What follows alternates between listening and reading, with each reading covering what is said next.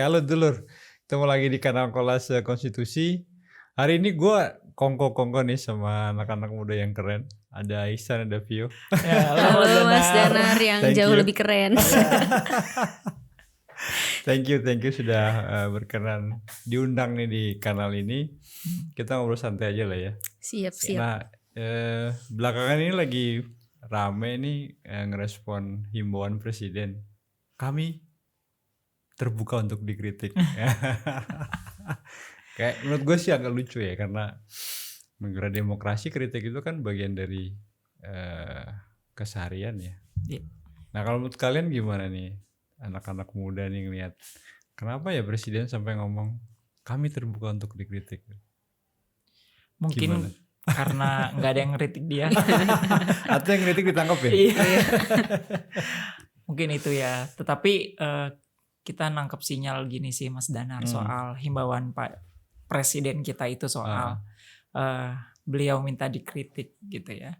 Ada satu sinyal baik sebenarnya. Berarti kan selama ini ada dua ya. Antara kritik kita kurang kenceng gitu. Akhirnya mungkin Pak Presiden kita tidak mendengarkan kritik-kritik yang sebelumnya. Atau yang kedua memang istilahnya gimmick aja. Oh, pencitraan. Jadi pencitraan bahasanya ya. Iya. Jadi supaya pencitraan. seolah-olah biar terlihat demokratis banget gitu, akhirnya ya udah silakan kritik gitu. Tapi kan fakta setelah Jokowi kasih himbauan seperti itu kan banyak media-media yang menunjukkan berapa banyak sih sebetulnya aktivis yang pada akhirnya mereka mengkritik justru ujung-ujungnya harus masuk jeruji besi gitu kan. Itu kan bentuk dari kontradiktif lah gitu sama statement yang dia keluarkan sekarang gitu. Oke. Artinya memang ada sesuatu ya. Kenapa sampai menghimbau sampai mengeluarkan statement bahwa seorang presiden bilang bahwa ya pemerintahnya terbuka untuk dikritik. Lu setuju ya? Sama omongan Ihsan barusan? Iya setuju apa yang Mas Ihsan sampaikan, Pak, setuju. Jadi statement presiden pada saat itu terlihat seperti satu paradoks. Di satu sisi kita lihat bagaimana praktik ketatanegaraan kita saat ini, banyak sekali kritik yang dilayangkan oleh masyarakat seperti itu. Tetapi bisa berujung pada misalnya undang-undang ITE atau kata Mas Ihsan tadi masuk ke jeruji besi, pemenjaraan ya. Iya, pemenjaraan, bahkan bisa juga berakhir di Mahkamah Konstitusi. Karena setiap kita menyampaikan kritik pasti entah pihak pemerintah ataupun pembentuk undang-undang menyampaikan silakan bawa ke Mahkamah Konstitusi kalau tidak setuju, seperti itu. Oke, artinya sebetulnya ini satu himbauan yang agak sulit dilaksanakan ya. Maksudnya ya kalau kita ngeritik ternyata faktanya tadi Ihsan sama Vio bilang banyak orang yang kena jerat undang-undang ITE. Atau kalau kita mau ngeritik mekanisme pengambilan kebijakan katakanlah dalam undang-undang, silakan bawa ke Mahkamah Konstitusi gitu. Iya. Iya. Nah, karena Mbak Vio udah nyinggung soal undang-undang ITE nih Mas Danar ya.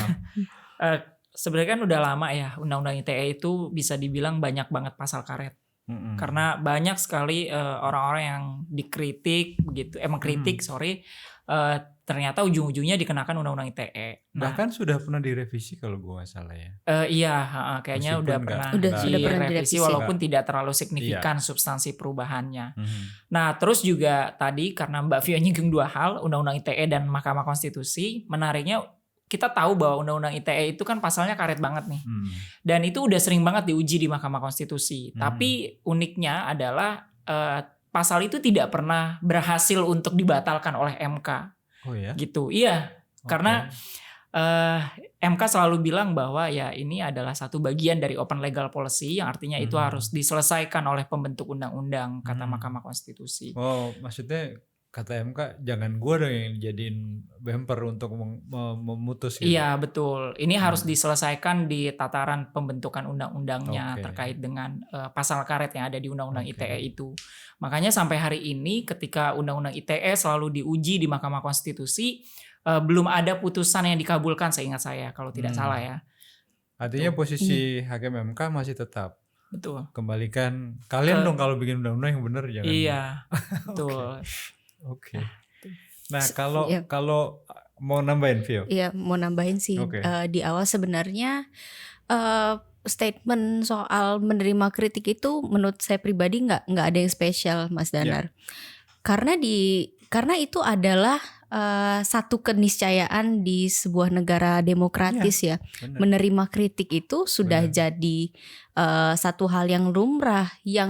yang akan jadi satu hal yang lebih breakthrough begitu, lebih membawa pembaruan adalah ketika presiden menyatakan bahwa kritik dari masyarakat itu dipertimbangkan dan dianggap meaningful sehingga bisa diimplementasikan ke dalam undang-undang misalnya atau ke dalam kebijakan lainnya. Oke. Artinya kritik itu harus diikuti dengan satu mekanisme yang bisa memastikan bahwa kritik atau masukan masyarakat itu memang dipertimbangkan Iya, dalam betul. pengambilan kebijakan gitu tadi Iya, ya iya, mau kurang bilang lebih seperti itu. Iya setuju sih.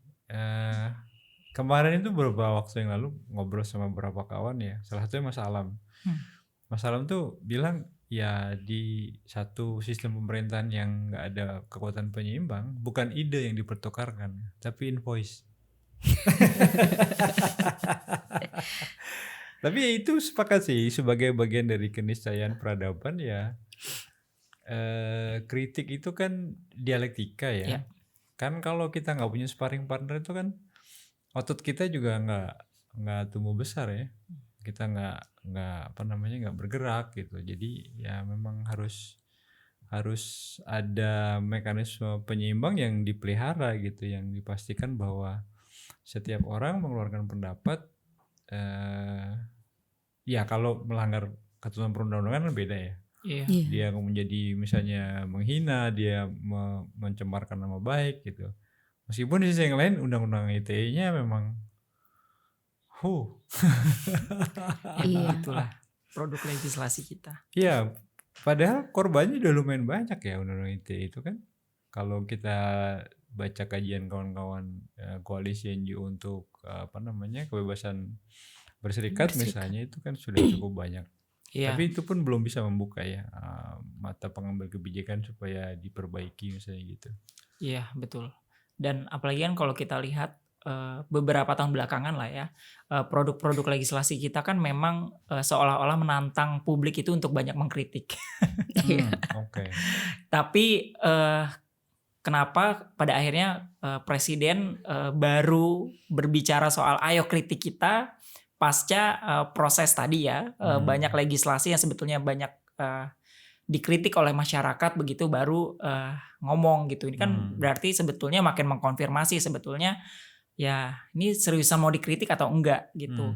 Di momentum revisi Undang-Undang KPK di 2019 ya, itu kan publik banyak mengkritik, tapi presiden tidak mengeluarkan statement sama sekali bahwa ayo kritik kami begitu. Tapi dia justru malah melempar ke silahkan JR ke Mahkamah Konstitusi.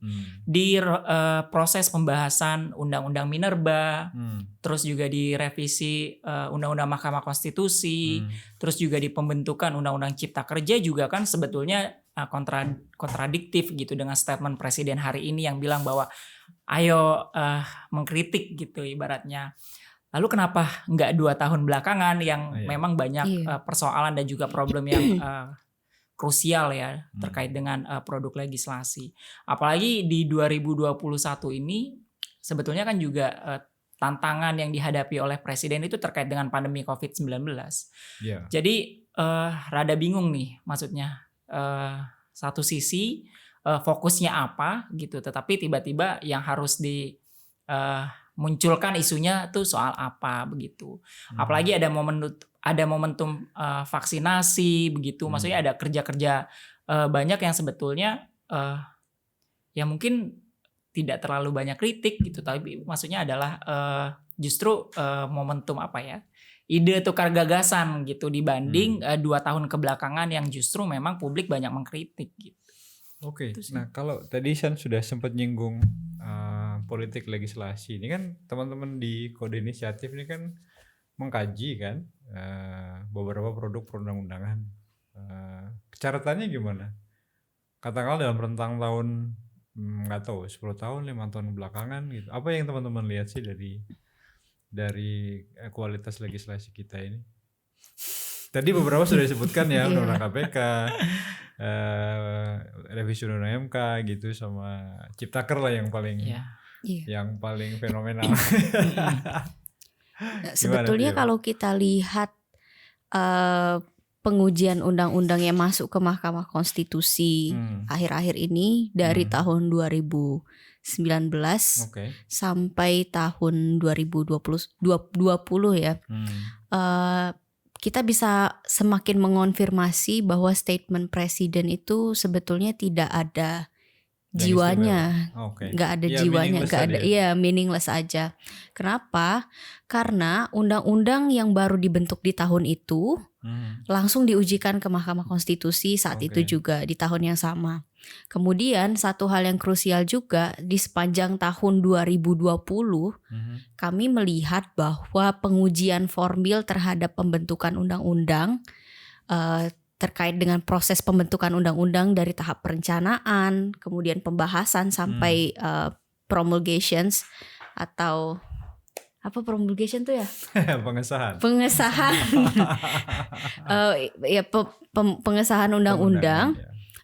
Itu jadi satu objek pengujian yang paling yang cukup banyak dilakukan seperti itu, dan pertambahannya dalam catatan kami itu sangat signifikan.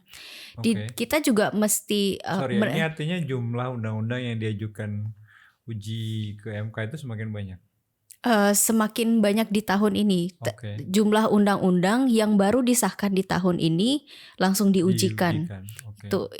Itu yang perlu digarisbawahi. Yang kedua, kita mesti menarik benang merah dari sini bahwa soal prosedur atau proses pembentukan undang-undang itu terkait erat dengan bagaimana pembentuk undang-undang bisa melibatkan publik, seperti itu, bisa mendengar aspirasi dan suara publik. Nyatanya hal-hal seperti inilah yang paling banyak menjadi keberatan masyarakat ketika mengujikan undang-undang ke Mahkamah Konstitusi. Kuncinya ada di minimnya partisipasi yang bermakna, partisipasi yang disasar kepada kelompok-kelompok yang terdampak langsung dengan undang-undang. Nah, jadi statement presiden untuk mendengarkan kritik itu sekali lagi kenapa tidak kompatibel dengan praktik yang terjadi? Iya. Artinya kan kalau kita ngomong, gue coba memaknainya ya. Kalau kita ngomong kritik itu kan sebetulnya levelnya beda-beda ya. Maksudnya kalau ada yang kritik memang disampaikan ya terbuka begitu saja, mungkin melalui sosial media, melalui statement di media massa cukup. Tapi kalau tadi yang Vio sampaikan kan, kalau mekanisme pengambilan kebijakan ya nggak bisa dong. Kalau hanya ayo sampaikan kritik tapi mekanismenya nggak dipastikan bahwa apa yang disampaikan publik kemudian diikut sertakan sebagai pertimbangan gitu kan? Iya. Untuk pengambilan kebijakan gitu ya. Iya, betul. Oke, nah jadi kalau menggarisbawahi tadi yang Ihsan dan Vio sampaikan, berarti kan memang boleh dibilang mekanisme atau kualitas pengambilan kebijakan dalam hal pembentukan peraturan perundang-undangan boleh dibilang ini semakin menurun nggak? Karena asumsinya semakin banyak undang-undang yang tahun ini disahkan, tahun ini juga kemudian dimasukkan ke Mahkamah Konstitusi gitu kan? Iya, boleh kalau bisa dibilang gitu nggak sih? Bisa harusnya, karena kan kita ngelihat ini ya data sesuai dengan tren peningkatan jumlahnya itu. Artinya memang bisa juga diartikan selama pembahasan memang tidak cukup ruang bagi para pihak untuk menyampaikan concern-concern mereka gitu kali ya? Ya, bisa jadi. Jadi akhirnya ketika mereka tidak terlibat atau berpartisipasi, atau bukan tidak berpartisipasi atau mungkin ya. Atau ditolak. Iya, bisa jadi. Jadi ya tidak dapat menyalurkan aspirasi mereka begitu. Akhirnya mereka menggunakan Jalur ya udah MK. jalur Mahkamah Konstitusi. Kan itu juga apa yang disampaikan sama pembentuk undang-undang ya. Jadi kalau Anda merasa bahwa undang-undang ini bermasalah ya bawa aja ke MK gitu. Iya. Lama-lama Berarti- MK jadi tong sampah ya. Iya. Betul, lama-lama MK jadi fungsinya bukan judicial review ya, tapi legislative review. Iya Tapi ya. kurang turun lebih derajat. berarti tapi kurang lebih kalau ada imbauan seperti itu, berarti pembentuk undang-undang sendiri merasa bahwa kualitas undang-undang yang dibentuknya itu Ya. tidak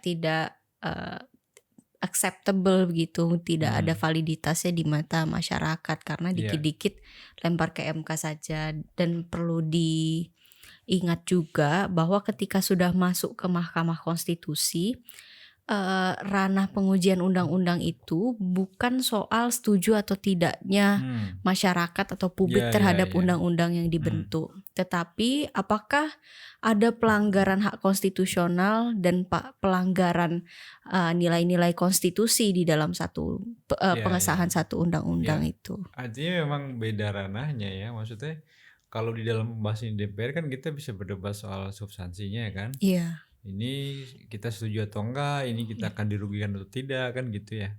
Nah, kalau di MK memang sudah beda. Jadi sebetulnya himbauan tadi juga enggak seluruhnya benar sebetulnya sebagai apa ya? Sebagai jawaban atas minimnya ruang partisipasi tadi loh. Iya.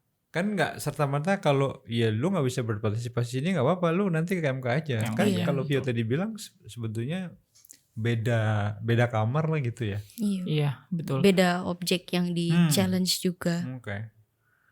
Oke, tapi memang menurut gue sih tantangannya adalah jadi gini, DPR itu juga menurut gue perlu membuat satu mekanisme yang firm untuk menjamin partisipasi. Gue kebayang sih memang kalau satu undang-undang katakanlah ya, pertama untuk identifikasi ini siapa yang akan kena dampak misalnya, atau siapa yang punya kepentingan, itu kan juga butuh kalian.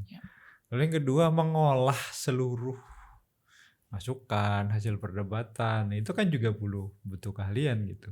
Butuh satu mekanisme yang firm gitu. Dan gue gak tahu kenapa DPR sampai hari ini belum punya juga. Artinya kalau kita lihat masalah antar komisi kan beda-beda ya ini ya, penerimaannya gitu. Kadang-kadang juga satu alat kelengkapan dengan kelengkapan lain juga berbeda-beda. Oke. Berarti jadi PR lah ya masih. Iya, masih jadi PR besar legislasi kita ya. Oke. Nah, kalau ngelihat dari sisi perencanaan gimana teman-teman, ngelihat masih sebetulnya udah oke atau masih ada catatan-catatan juga di prolegnas? Oke. Menariknya kebetulan gini Mas Danar, dari segi perencanaan ya. Kebetulan kan Kode juga lagi mengawal nih revisi undang-undang pemilu. Oke. Terkait dengan ada banyak sebenarnya isu di dalam revisi undang-undang pemilu. Nah, cuman hari ini prolegnas prioritas tahun 2021 saja belum disahkan oleh DPR di paripurna. Oke. Wih. Padahal udah mau Maret loh ya. Betul, sudah mau Maret. Ya kita bisa bilang lah 3 bulan ini berarti DPR berdasarkan fungsi legislasi mereka belum berjalan tuh. Kalau untuk pembahasan ya ataupun dari konteks perancangannya. Nah, kita sih ngelihat kayaknya ada tarik ulur di dalam proses penetapan prolegnas prioritas tahun 2021. Antara fraksi mungkin. Oh, masing-masing fraksi. Ya, masing-masing fraksi gitu. Padahal Januari kemarin, saya lupa tanggalnya, 14 Januari kalau tidak salah, itu sudah ditetapkan di Balek ya, terkait dengan prolegnas apa yang akan ditetapkan atau disahkan di 2021 sebagai gitu, prioritas. Sebagai prioritas. Okay. Nah, tetapi ternyata belakangan ada satu tentang RUU Pemilu yang ini masih menjadi debatable antar fraksi di parlemen begitu. Maksudnya direvisi apa enggak gitu? Iya, jadi banyak fraksi yang terbelah lah. Ada yang setuju direvisi, ada yang setuju tidak direvisi begitu. Jadi akhirnya karena tadi ya prosesnya masih belum ada kesepakatan, di penutupan sidang ketiga masa sidang ketiga 2020-2021 kemarin, itu ternyata tidak ada satu agenda pun untuk menetapkan prolegnas prioritas 2021. Oke. Dan sedangkan mereka akan reses dan baru selesai di bulan Maret. Nah, andai kata misalnya bulan Maret baru disahkan, kan berarti kita punya waktu 3 bulan yang kosong nih belakangan untuk revisi undang-undang ataupun pembentukan undang-undang gitu. Artinya kalau di sisi perencanaan dari Januari, Februari sampai katakanlah kalau asumsinya Maret baru ditetapkan kan tidak berdasarkan satu perencanaan ya, karena asumsinya prioritas kan kalau DPR itu kalau gua nggak salah inget setiap tahun itu kan membahas sejumlah rancangan undang-undang itu berdasarkan kesepakatan prolegnas prioritas ya tahun itu ya. Dan biasanya disepakati bulan apa itu prolegnas prioritas itu? Januari. Iya, biasanya Januari itu udah ditetapkan sebagai ya di awal paripurna. tahun ya. Harusnya. Karena biasanya kan mereka reses itu sampai akhir tahun ya. Setiap tahunnya Desember sampai tahun baru, lalu kemudian permulaan sidang itu biasanya mulai menetapkan prioritas ya. Iya, harusnya kan Januari kemarin waktu pembukaan sidang kan sudah bisa ditetapkan tuh gitu. Tapi lucu juga kalau satu RUU pemilu yang itu kemudian mengganjal prioritas undang-undang yang lain. Nah itu dia, harusnya nggak usah lah ya gitu. Satu RUU mengganjal. Jadi ya ada 33 prolegnas yang akan ditetapkan oleh DPR di 2021 ini Mas Danar. Andai kata misalnya RUU pemilu mereka mau keluarkan dari kesepakatan yang sudah mereka lakukan begitu, berarti kan sayang banget ya kalau satu itu jadi problem untuk 32 RUU yang lain yang harusnya juga sudah bisa mulai dibahas mungkin nanti setelah masuk masa reses. Jadi jangan sampai nanti masuk masa reses untuk sidang keempat ya. Tahu-tahu mereka masih berdebat soal prolegnas apa yang akan ditetapkan untuk prolegnas prioritas 2021. Ini agak dilematis juga ya. Maksud gue gini. Tadi kita ngomong terutama Vio tadi nyampein kan semakin banyak undang-undang yang digugat di istilahnya apa sih yang benar itu digugat atau diajukan uji materi di Mahkamah Konstitusi itu? Diuji materi. Diuji materi ya, oke.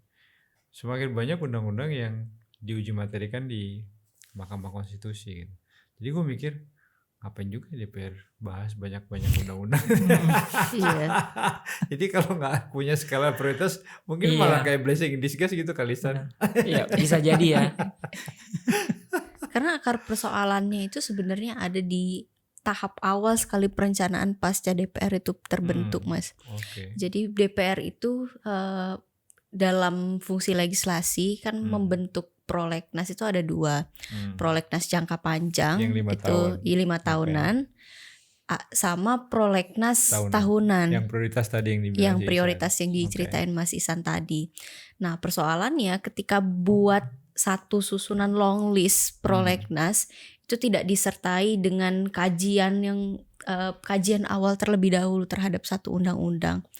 Maka dari itu nggak heran kalau di tiap tahun itu akan memunculkan akan potensial memunculkan tarik ulur terhadap satu undang-undang karena memang tidak jelas skala prioritas penyusunannya sejak awal dari prolegnas yang long list tadi itu.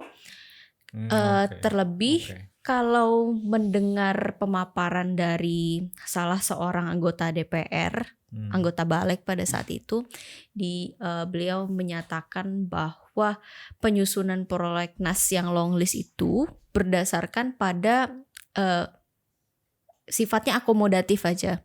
Jadi apapun yang diusulkan oleh tiap fraksi ditampung aja dan disahkan jadi long list seperti itu. Nah semestinya kan ada mekanisme kontrol ya. Undang-undang mana yang harusnya. Itu bukannya fungsinya balik salah satunya atau enggak? Seharusnya harusnya ada mekanisme untuk melihat apakah undang-undang ini memang pantas masuk long list atau tidak seperti itu. Jadi urgen atau enggak ya? Iya urgen atau enggak. Jadi jangan juga menjadikan prolegnas itu sebagai dalam tanda kutip tong sampah, pokoknya semua masuk dulu. Jadinya nanti akan akan efek ke prolegnas yang prioritasnya untuk menyusun skala Oke. prioritas itu. Oke, ini itu berarti tantangan yang lain ya. Artinya DPR juga perlu membuat satu mekanisme yang firm ya untuk melakukan assessment mana yang memang benar-benar urgen itu dan Iya. akhirnya memang jadi prioritas, mana yang sebetulnya ini cuma katakanlah celutukan 1-2 anggota Iya, DPR. Gue iya, kayak betul. undang-undang ini sih. Dan satu lagi Mas Danar, DPR juga mesti konsisten untuk apa ya istilahnya, untuk mencapai atau mengesahkan undang-undang yang sudah jadi prioritas begitu, harus sudah bahas di tahun yang ditentukan. Karena di tahun 2019 lalu kami lihat kecenderungannya adalah bukan dari 2019, malah dari banyak penelitian yang bilang kalau DPR itu lebih banyak bukan lebih banyak ya, sering juga mengesahkan atau membahas satu undang-undang yang sifatnya daftar kumulatif terbuka. Oke. Jadi daftar kumulatif terbuka ini jadi dia adalah undang-undang yang disusun atau dibahas berdasarkan klausul tertentu, misalnya karena adanya putusan Mahkamah Konstitusi begitu. Oke. Nah, sayangnya ini jadi alat untuk dalam tanda kutip menyelundupkan hukum. Jadi undang-undang yang seharusnya tidak dibahas di tahun itu, tapi dengan berbagai alasan urgensi, dia tiba-tiba masuk daftar kumulatif terbuka dan langsung dibahas. Oh, meskipun dia nggak ada di daftar prolegnas sebelumnya. Iya, tidak ada. Ini contohnya terjadi di revisi undang-undang KPK dan revisi undang-undang Mahkamah Konstitusi. Di lain sisi juga, selain kita tidak menemukan urgensi adanya perlunya perubahan ini, kita melihat putusan Mahkamah Konstitusi itu dijadikan tameng, jadikan pembenar untuk membahas itu undang-undang gitu. Padahal kalau kita pelajari tiap-tiap putusan Mahkamah Konstitusi yang dimaksud, sama sekali nggak ada relevansi atau keterkaitan dengan undang-undang atau substansi undang-undang yang kemudian disahkan. Jadi hal seperti ini jadi dijadikan alat begitu untuk menyelundupkan. Jadi ini sebetulnya kan satu mekanisme evaluasi terhadap peraturan perundang-undangan gitu ya. Tapi putusan Mahkamah Konstitusi itu kemudian dipakai sebagai alat untuk komunikasi politik, kira-kira gitu ya. Iya, kurang lebih seperti itu. Ini memang mandat MK untuk segera merevisi misalnya. Tapi sebenarnya kalau berdasarkan kajian teman-teman, ternyata di norma-normanya itu tidak ada urgensi sebetulnya merevisi satu undang-undang itu ya. Iya. Dan yang perlu saya sampaikan juga, sebenarnya putusan yang dirujuk itu Mas adalah putusan yang usianya sudah lama, sudah jauh. Jadi bukan satu putusan yang baru diputus kemudian ditindaklanjuti.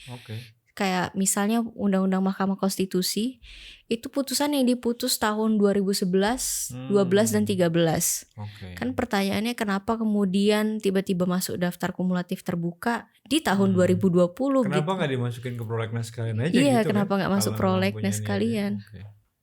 Nah, tapi ini jadi menarik ya, karena di beberapa catatan kan kalau gue nggak salah teman-teman juga mengkritisi bahwa banyak sebetulnya keputusan Mahkamah Konstitusi yang tidak dijadikan dasar ketika mau merevisi satu peraturan perundang-undangan. Iya, benar nggak sih? Betul. Ini kan kontradiktif artinya ya. Iya. Gimana sih? Iya, jadi tadi ya Mbak Vio nunjukin sebetulnya ada dinamika pembentukan undang-undang yang katanya mau menindaklanjuti putusan MK. Walaupun substansi yang dijadikan rujukan dengan apa yang disahkan itu berbeda jauh lah. Nah, tapi di sisi lain juga ternyata kalau dilihat data-data kode inisiatif Mas Danar, ada juga tren di mana justru pembentuk undang-undang itu tidak menaati putusan Mahkamah Konstitusi. Dan itu bahkan tidak sekali, tetapi berulang kali begitu. Jadi kesannya udah berkali-kali ya. Iya. Ya adalah contohnya kasus. Diabaikan berarti. Diabaikan, putusan betul. Mahkamah Konstitusi itu. Ya, misalnya kalau di Undang-Undang Pemilu soal syarat partai politik menjadi peserta pemilu. Nah, itu sudah dibatalkan oleh MK di 2012, lalu dihidupkan lagi di Undang-Undang 7 tahun 2017 tentang pemilu. Oke. Kemudian MK batalkan lagi begitu. Nah, ini kan menunjukkan sebetulnya ternyata ada apa masa capek saya ngomong ketidakkonsistenan lagi. Iya, kesannya nggak konsisten mulu ya. Sampai bingung loh milih kata-kata. Milih kata-katanya sampai bingung gitu. Jadi Awas UU ITE Mas Isan. tapi kan kita menyampaikan fakta ya. Ada basis data kajiannya. Ada basis datanya gitu yang sudah MK loh ini basis datanya gitu, putusan Mahkamah Konstitusi. Jadi lucu aja gitu, satu sisi dia bilang bahwa mereka bikin satu undang-undang untuk menindaklanjuti putusan MK, tapi di undang-undang yang lain begitu ternyata dia justru menghidupkan apa yang sudah dibatalkan oleh MK. Salah satunya syarat verifikasi partai politik peserta pemilu. Itu gitu. baru beberapa contoh yang memang dikaji sama teman-teman kode. Betul. Ya? Artinya di tempat lain sangat mungkin niscaya juga ditemukan kan? Iya. Model yang tadi tidak diindahkan putusan Mahkamah Konstitusinya. Iya, betul itu Mas Danar. Nah, nih sekalian nih mau ngasih tantangan ke DPR, semoga ada yang nonton juga si DPR ini ya, ataupun pemerintah lah, pembentuk undang-undang. Jadi tadi Mbak Via udah jelaskan bahwa ada putusan MK yang dijadikan dasar untuk merevisi undang-undang MK. Nah, di Undang-Undang Pemilu Mas Danar, Undang-Undang 7 2017 dan juga Undang-Undang Pemilihan Kepala Daerah, Undang-Undang 10 tahun 2016, itu Kode Inisiatif mencatat ada 15 putusan Mahkamah Konstitusi yang sangat relevan sekali untuk ditindaklanjuti kalau mau melakukan revisi Undang-Undang Pemilu. Oke. Nah, sedangkan tadi sebelumnya kan kita udah membahas soal prolegnas prioritas tahun 2021. Yang perdebatannya mau memasukkan undang-undang pemilu atau tidak untuk direvisi. Masih tarik ulur yang Masih tadi tarik ya. ulur. Okay. Nah, kalau kita konsisten pakai bahasa misalnya, ayo kita harus menindaklanjuti putusan MK sebagai daftar kumulatif, ya seharusnya revisi undang-undang pemilu dilakukan dong. Karena ada 15 putusan MK yang memerintahkan bahwa undang-undang pemilu dan undang-undang pilkada ini sudah dibatalkan, jadi ya udah, ayo ditindaklanjuti melalui revisi undang-undang pemilu. Tetapi kan faktanya tidak. Implikasinya bahkan sampai ke molornya waktu penundaan ataupun penetapan prolegnas prioritas tahun 2021. Nah, kalau teman-teman perhatiin ini sebetulnya paling enggak ya di dalam rentang kajian teman-teman ya, ini situasi kualitas atau menurunnya kualitas politik legislasi gitu tuh mulai kapan sih? Kok kayak kesannya tuh bukan kesannya tapi memang lumayan parah ya. Kalau ngeliat tadi ya, maksudnya antara relasi antara MK, DPR, pemerintah gitu ya dalam konteks politik legislasi ya, dari perencanaan, kemudian pembahasan, dampak lagi dari evaluasi Mahkamah Konstitusi yang harusnya kan jadi input untuk perencanaan lagi ya. Itu kok kesannya jadi yang gue tangkap dari deskripsinya Isan sama Vio tadi parah bener ya. Untuk gue saya dari tadi pengen nyari kata-kata yang tidak menyebabkan kita jadi pesimis gitu, tapi apa boleh buat. Iya. Sejak kapan sih sebenarnya kalau dalam catatan teman-teman mulai kelihatan ada penurunan gitu? Ya kapan ya? Pasca 2019 atau sebelum itu sudah mulai kelihatan? Penurunan ini maksudnya gimana, Mas? Ya, kualitas undang-undangnya semakin banyak diuji, lalu kemudian ruang partisipasinya semakin menyempit gitu ya. Karena ya gua punya pengalaman kan ngawal undang-undang 7 tahun ya. Dan yang gua alamin sih zaman itu kita baik-baik aja gitu. Kita bisa terbuka ngobrol sama tenaga ahli, kita bisa ngobrol terbuka dengan teman-teman di fraksi. Kalau ngelihat nggak salah ya Mas, semoga benar.